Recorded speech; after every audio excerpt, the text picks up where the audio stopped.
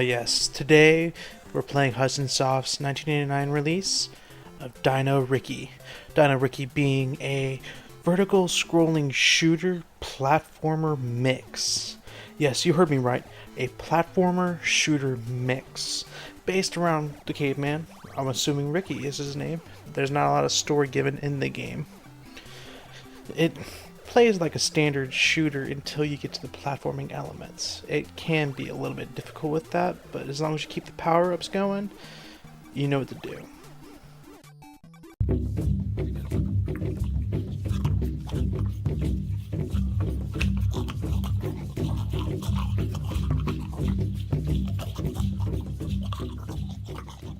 The game can be rather difficult at times. There's no joke or denying of that, with things constantly flying at you in portions. You do need to rely on the power-ups like these guys here. You see the pigeon, or dove, whatever you want to call it, I call it pigeon, gives you wings, which will be much more helpful in the platforming sections, given if you can keep a hold of them, because if you take a single hit, you do lose a level of power-up, which with the wings will be a problem.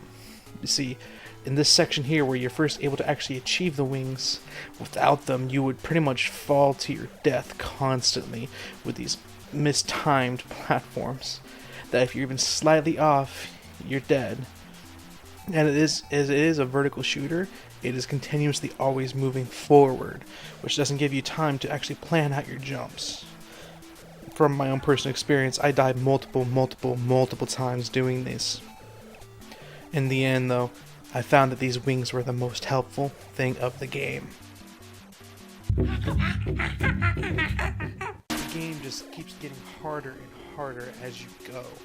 Every level progressively getting harder with different themes and layouts, which, I will not lie, look really nice for the time, but they are unforgiving. I just can't believe how hard they get. Like these sinkholes here.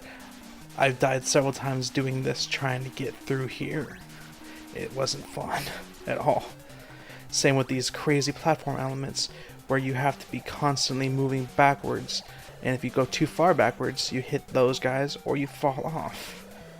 Until you get to the final boss, which the final boss himself, after about maybe 5 or 6 minutes, I was able to beat pretty easily, but that's because the game already prepared me for it with how difficult it really was.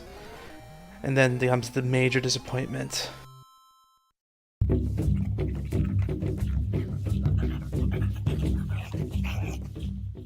You see, once you beat the game, you just start all over from the very beginning, with all your lives still from the previous playthrough. Almost like a sick joke. I just can't believe they would do something like this.